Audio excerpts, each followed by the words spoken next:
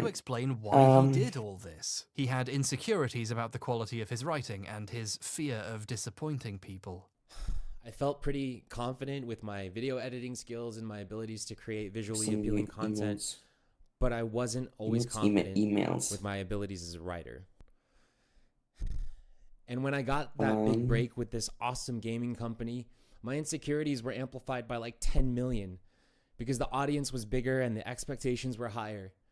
I really wanted to do well, but I was also really scared of saying the wrong thing or putting out a bad review. So 2 mentors Now, maybe and it's then because he's 15 lied first before and semesters. still And they wasn't kind of owning up to the assumed extent of what he did, that but I simply you'll be do with not the mentors accept you're this in as you, the and you'll be reason. like in a Lots of group people have of first anxiety about semesters you're their in you. writing. In fact, I'd say And then most those writers groups, do. there's Not a many shit of them ton of handle it bars by in the city. stealing. So anxiety and pressure feel like an Each group easy got like excuse. From assigned seeing almost all of 5 Philip's bars. videos, They'll I be feel switching comfortable in between calling every myself hour. a Philip They'll scholar go at to this the point. next one. I can tell you for a fact So that like he only is 1 or bad at 2 making groups at a bar at the videos. same He time. thinks It's sick. cinematic transition packs equal That's good 15 editing, which is that the you should reddest take. possible Please flag. check up. But even in terms of basic Right. content, the videos are just bad. His earliest videos are just which I thought was news like about was the all then pretty smart upcoming planning. Nintendo But Switch. because Or my stuff like the mentors top are 5 in ways to China, play the Switch, a console we that didn't no have one any. can play. So Single we like Joy-Con asked them, method. they're like, And yeah, it's you'll probably just gonna have be the to least find a preferred way to random play the group. Nintendo Switch. When the and Switch was out, he branched out into go on reviewing with them. accessories like carrying cases and Well, stuff and doing unboxing videos. all Some of the videos people are I just was with, summarizing Nintendo press releases. there was This 8 is the people literal from my definition degree, of content. out of the It's like like it 40 got squeezed something out of a that Nintendo branded tube somewhere. It's the most how do you do are fellow enrolled. kids energy There's I've 8 ever of us seen who coming out wanted of a to go. 28-year-old man. So he started doing the most egregious audience growth I tricks haven't for had dummies quotas, you but can they seem imagine, like a like snack I constantly would having like. giveaways for subscribers. Philip's following didn't grow organically from people liking him Yeah, there or were 8 his of us. work. I was Those in a people group don't exist. with It grew from 3 offering others. free shit if you subscribed. But I'm going to give Philip some credit here because and I'm say just at friends with some those point people. he recognized And we correctly got there that he first, didn't know what he was so we doing. get I mean, if it's information, obvious and to one me of those watching them, 3 it must have been roommate obvious was to also him first making semester them, right? So studying what do you do economics, if you know you something won't with, get I ahead don't know without what copying specific someone degree, but better? like something. You copy someone Actually, I better. know what a And specific I'm not degree, even I don't talking know how to about translate it. plagiarism here. Even the stuff that isn't stolen is derivative. There's this one guy called Nihongo Gamer who's done some pretty useful tech reviews, and one of them was of an arcade fighting stick for the Switch. I'll It did have to see. surprisingly I don't well, know and if he they're gives it a sold proper here. workout as someone who clearly knows their stuff I in haven't fighting seen games. them in A the few weeks store later, before. Philip coincidentally decided to review the same thing. But Philip isn't a fighting game aficionado, so his live gameplay footage is him playing Sonic and Mario I'm Kart, making picky this review about functionally useless as a cheese review of a controller flavors, made for fighting games. But Nihongo Gamer don't also like a in the lot of same the video artificial reviewed this cheese Switch flavoring. holder that looks like a little arcade machine. Philip coincidentally is also reviewing one of these in his video. This game is so much better now. This makes this game so much better. This isn't even plagiarism, it's just Artificial cheese strange. Philip didn't know how implies to build an identity that, of like, his own, the other so he kinds just of cheese are, borrowed like, the style wholly and content natural. of successful videos in an extremely cynical way. He didn't make these videos for the fun of it, or because he cared about making them. It was always just about chasing success Mod by doesn't any do that on means its own, necessary. no. And when that didn't work out, he just borrowed even Well, more it kind of directly does, and just the got right into this back to you, but, mess. like, it's In a usually not fairly the right recent back to interview, you, he's yeah. described himself during this period as having imposter syndrome. But that's wishful thinking, isn't it? There's a difference between having imposter syndrome and being an imposter. Objectively speaking, Philip pretended to be a reviewer and critic while actually just being a thief and a liar. But I think it's possible to reverse engineer this falsehood and arrive at its core truth. The explanation lies in a little thing he said in apology number 3. I consider it the most meaningful thing Philip has ever said. It's not true, but it's meaningful. So I took from sources who I trusted and respected and I agreed with, and I tried to change them in a way that I would say it. Philip claims he sought out reviews from other people he respected to steal and learn from. But, to be blunt, who the fuck is Boomstick Gaming? When this happened, Boomstick's channel had just over 10,000 subscribers. Barely anyone had any idea he existed. And look at the other places he copied from. Mostly random websites, niche gaming outlets, fucking forum posts. If you consider something so obscure you can get away with stealing it, you do not respect it. Philip copied these people because he thought what they were doing was beneath respect. But, like, Remember my Caves hair of does Steel? I usually told you it would come up goes again, up you at little the top, bastard. but You then better I not have have, like, forgotten. In